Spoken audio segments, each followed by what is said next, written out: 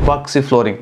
ஆக்சுவலாக இது வந்து ஒரு ஃப்ளோரே கிடையாது, இது வந்து ஜஸ்ட் ஒரு கோட்டிங் தான். மற்ற ஃப்ளோரிங் மாதிரி டேரெக்டாக நீங்கள் வந்து கீழே போட முடியாது. இதுக்காக நீங்கள் வந்து கீழே வந்து ஒரு ஹார்டான பேஸ் வந்து நீங்கள் ரெடி பண்ணணும். அந்த பேஸ் வந்து ஒன்று காங்கிரீட்டாக இருக்கலாம், சிமெண்ட்டாக இருக்கலாம், இல்லை டைலாக இருக்கலாம், இல்லை வுட்டாக இருக்கலாம். இல்லை உங்ககிட்ட ஆல்ரெடி ஒரு ஃப்ளோர் இருக்குது அப்படின்னா டேரெக்டாக நீங்கள் அதுக்கு மேலே போடலாம். அந்த பேஸுக்கு மேலே ரெசின்ற ஒரு லிக்விட் இருக்கும், ஹார்டன்ற ஒரு லிக்விட் இருக்கும். இது ரெண்டையும் மிக்ஸ் பண்ணோம் அப்படின்னா ஒரு கல் மாதிரி ஒரு பேஸ்ட் வந்து ரெடி ஆகும். அந்த பேஸ்ட் தான் வந்து ஒரு லேயராக வந்து ஃபார்ம் பண்ணுறாங்க. அதாவது அந்த கீழே இருக்க அந்த பேஸுக்கு மேலே ஒரு லேயர், ஒரு 3 mm 4 mm வந்து அந்த லேயர் தான் வந்து எபாக்சி ஃப்ளோரிங் சொல்லி சொல்கிறோம். மெயினாக அந்த ஃப்ளோரிங்கில் அந்த 3D டிசைன் எப்படி கொண்டு வராங்க அப்படின்னா, சிம்பிள் அந்த கீழே இருக்க அந்த பேஸ் மேலே ஒரு 3D ஸ்டிக்கர் வந்து ஒட்டிடுறாங்க. அந்த ஸ்டிக்கருக்கு மேலே வந்து இந்த ரெசினை ஊற்றுறாங்க. அது வந்து டிரான்ஸ்பரண்டாக கிளாசி லுக்காக மாறதுனால ஒரு 3D லுக் வந்து நமக்கு கொடுக்குது. 3D தவிர மற்ற பேட்டர்ன்ஸும் இதில் பண்ணுறாங்க. இதுலேயே நிறைய கலர் பிக்மெண்ட்ஸ்லாம் ஆட் பண்ணிட்டு அதில் இந்த அடிட்டிவ்ஸ்லாம் ஆட் பண்ணாங்க அப்படின்னா கலர் நிறைய கிடைக்குது. அதில் வந்து நிறைய டிசைன்ஸ் வந்து கொண்டு வராங்க. இதோட மெயின் அட்வான்டேஜ் என்னன்னு சொல்லி கேட்டிங்கன்னா, இது வந்து ஜாயின்ட்ஸ் இல்லாமல் பார்க்கறதுக்கு கிளாசி லுக்காக ஒரு ஷைனிங்காக ஒரே ஒரு ஃப்ளோரை தெரியும். இது வந்து வீட்டோட அழகை வந்து பயங்கரமாக மெருகேற்றி கொடுக்கும். செகண்ட் வந்து பார்த்தீங்கன்னா டியூரபிலிட்டி. இருக்கிறதுலே ரொம்ப டஃபஸ்டான ரொம்ப ஸ்ட்ராங்